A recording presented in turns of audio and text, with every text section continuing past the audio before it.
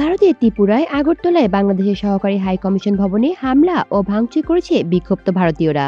এ ঘটনাকে ভারতের পররাষ্ট্র মন্ত্রণালয় গভীরভাবে দুঃখজনক বলে জানিয়েছে।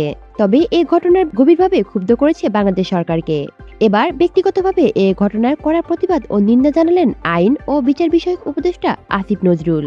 সোমবার রাতে আসিফ নজরুল তার ভেরিফাইড ফেসবুক অ্যাকাউন্টে কড়া প্রতিবাদ জানিয়ে একটি পোস্ট দেন। প্রতিবাদের পাশাপাশি তিনি ভারতের সঙ্গে সমমর্যাদা ও সমানাধিকার ভিত্তিক বন্ধুত্ব বাংলাদেশ চান বলেও উল্লেখ করেছেন। আসিফ নজরুল লিখেছেন, আজ ভারতের আগরতলায় বাংলাদেশের সহকারী হাই কমিশন তছনছ করা হয়েছে। বাংলাদেশের পতাকায় অগ্নিসংযোগ করা হয়েছে। হিন্দু সংঘর্ষ সমিতি নামের একটি সংগঠনের সদস্যরা এর নেটকর্জনক ঘটনা ঘটিয়েছে।